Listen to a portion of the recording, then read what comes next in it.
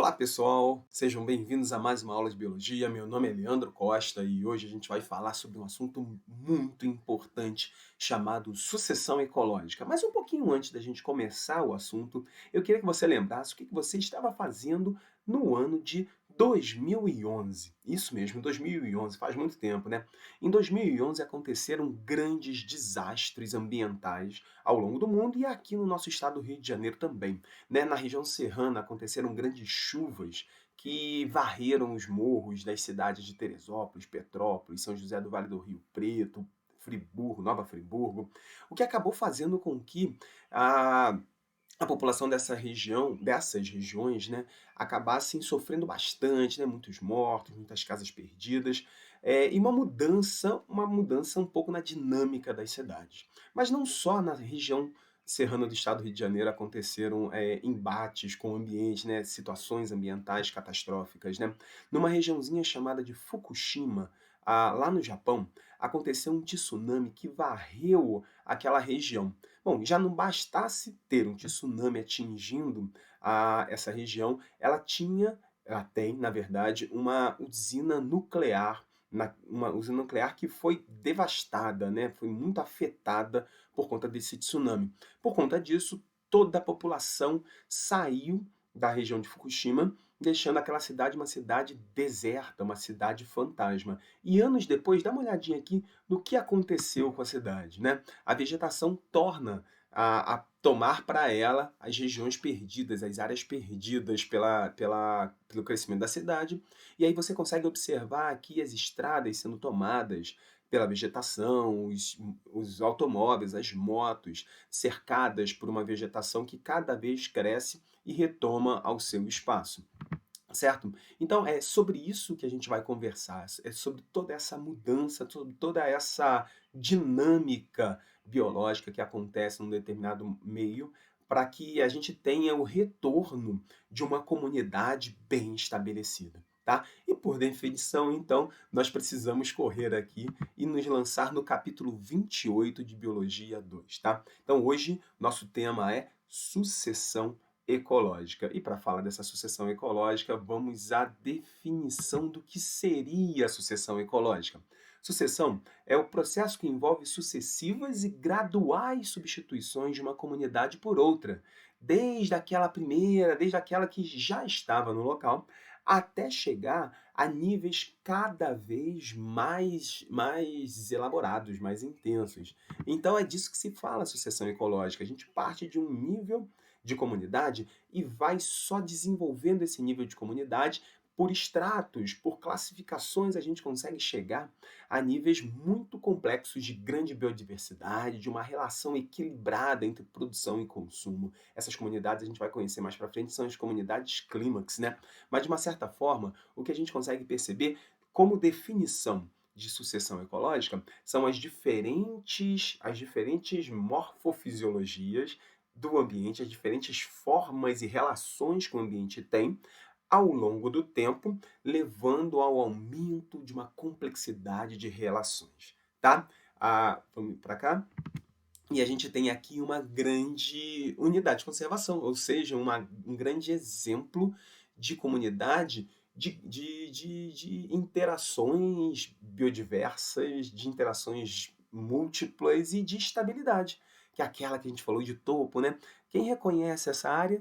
Bom, para quem não sabe de onde eu estou falando do Parque Nacional da Serra dos Órgãos, onde aqui no centro você vê um grande maciço chamado de Dedo de Deus.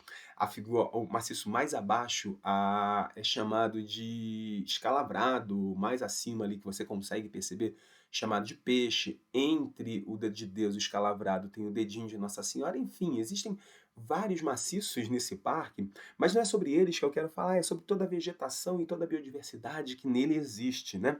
A gente tem aqui uma grande oportunidade de conhecer relações ecológicas das mais diversas dentro de uma comunidade bem estável, né?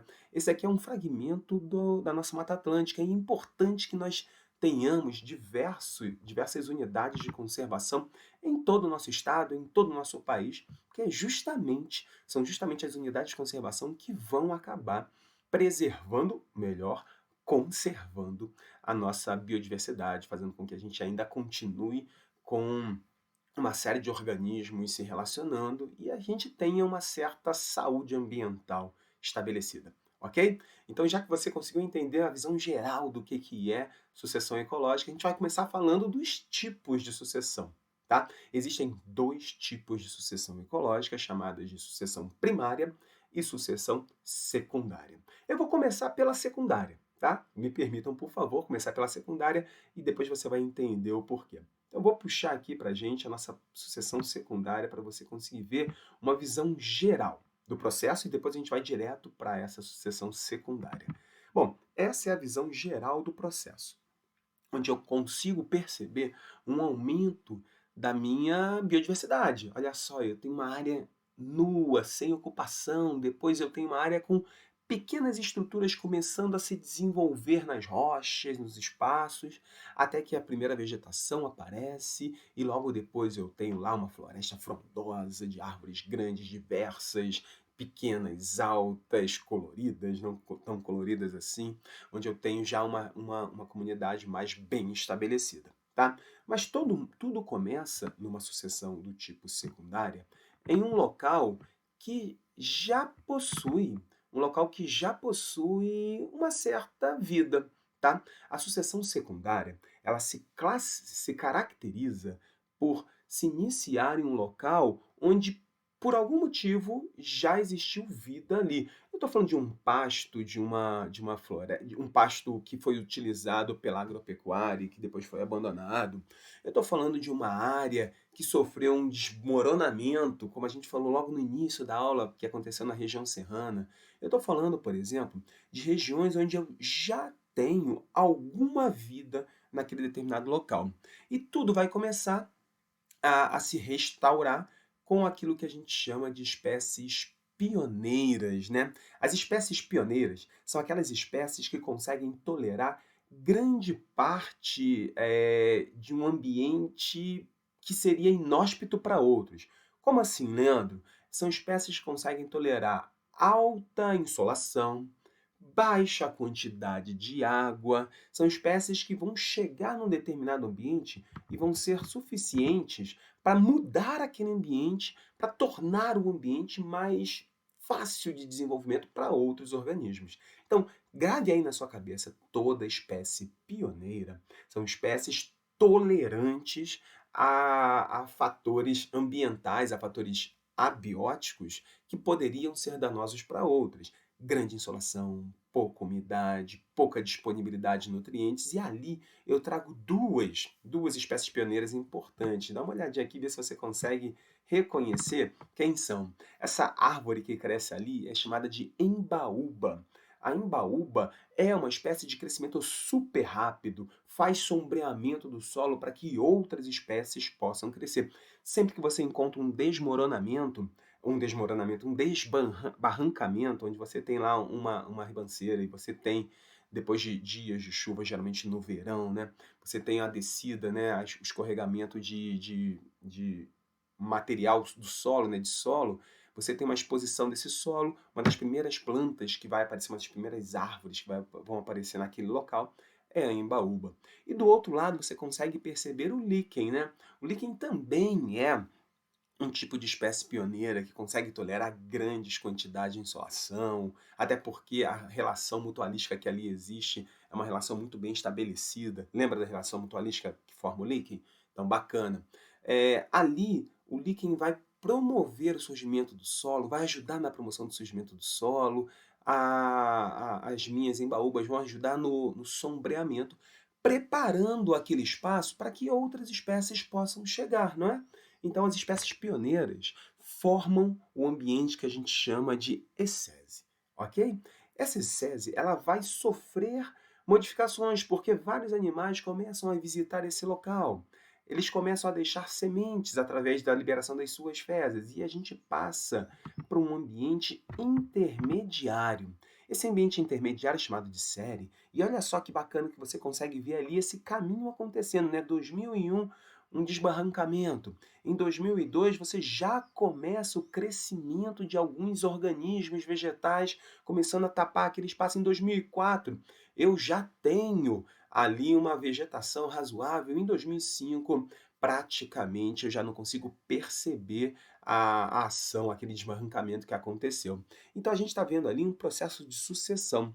Na sucessão secundária, o que eu encontro é o surgimento, é o aumento, desculpa, da biodiversidade. Eu tenho plantas diferentes, já conseguindo aproveitar espaços diferentes, até porque o sombreamento já aconteceu, até porque agora eu tenho a chegada de novos vegetais capazes de tolerar situações com menos luminosidade, com menor exposição, o solo começa a ficar mais úmido, e eu tenho também a chegada cada vez maior de mais animais naquela região. Então perceba que a gente está seguindo um caminho, né, das espécies capazes de sobreviver em um ambiente de ecese, das espécies capazes de sobreviver no ambiente sere, e agora nós estamos dirigindo diretamente ao clímax, né? O que é o clímax? O clímax nada mais é do que o ponto máximo de desenvolvimento dessa comunidade, né? Desse local, desse ambiente, onde eu tenho uma cadeia de relações ecológicas extremamente robustas, onde eu tenho uma diversidade muito grande, seja de organismos vegetais, seja também de organismos animais, tá certo? E de qualquer outra sorte de seres vivos que possam existir naquele local. Então, de uma forma geral, esse caminhar de um ambiente de espécies pioneiras para depois um ambiente de espécies intermediárias e, por fim, na estabilidade daquela nossa grande unidade de conservação, a gente tem ali um processo de sucessão que fica conhecido como secundária. Quer dar uma olhada um pouco mais profundo no que aconteceu aqui? Então é aqui que eu quero que você foque no detalhe, né? Aqui eu vou te deixar, vou te dar o que é de mais importante em cada uma delas. Na primeira fase, as espécies tolerantes ao sol e tolerantes à falta de água. Lembra lá? Quem eu trouxe para vocês? Embaúba, eu trouxe para vocês também o líquen. Então, nesse caso, na ecese, o que eu percebo são espécies que têm essa característica.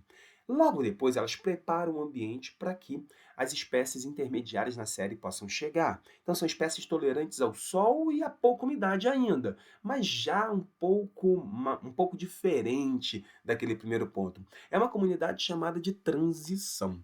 E daqui eu já me jogo pro clímax, que é a estabilidade, onde eu tenho espécies que aproveitam diferentes intensidades luminosas, né? Porque eu tenho espécies altas, espécies baixas, é o auge da minha biodiversidade. Ok, pessoal? Então, dessa forma, a gente começa a perceber o que é uma sucessão ecológica secundária. E olha só esse exemplo bacana aqui para vocês. Aqui você tem o Parque Municipal Pedra da Tartaruga, que já foi um local de extração de pedras, né? Então, num passado não muito distante, as pessoas iam para essa região para quebrar pedra e para levar para a construção civil. Até que Teresópolis, um município da região serrana do estado do Rio de Janeiro, resolve criar um parque municipal. E esse parque municipal começa a se desenvolver, ele já tem alguns anos, vale a pena conhecer, super lindo, mas olha que bacana nessa imagem com o rapaz de braços abertos. De um lado você tem a vegetação grande, frondosa, e do outro você tem um campo. O que tem acontecido, que a gente tem conseguido observar, é um tipo de sucessão secundária se estabelecendo na frente dos nossos olhos. O que acontece lá é que você tem a vegetação começando a crescer, já começamos a ver espécies pioneiras, em alguns locais a gente já está chegando numa classificação intermediária, né, de ambiente intermediário. O que a gente consegue perceber é que é possível, com a ação humana, mudar espaços degradados pelo próprio homem. E o Parque Municipal Pedra da Tartaruga é um parque que demonstra muito esse processo acontecendo e vale a pena visitar. Se você tiver essa oportunidade, por favor, vá ver a sucessão secundária de perto, ok? Então, mais uma vez aqui para vocês. E agora, dá uma olhadinha nesse gráfico aqui, porque esse gráfico vai me mostrar um outro conceito importante que envolve essas três fases. Olha, a sucessão ecológica ela é ditada pela produtividade primária bruta e pela produtividade primária líquida. O que que é uma coisa e o que que é outra?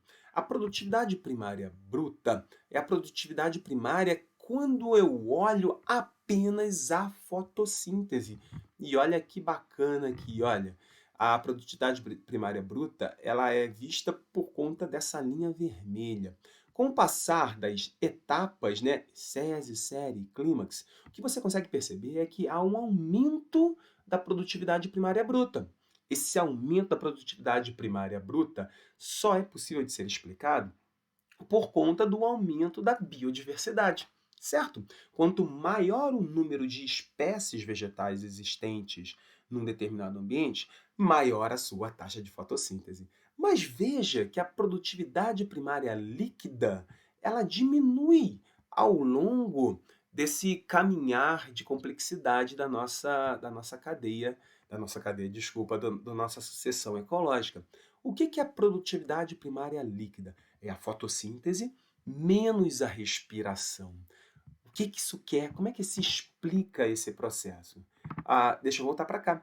Olha só, aqui na parte das pioneiras, eu tenho uma produtividade primária líquida muito alta.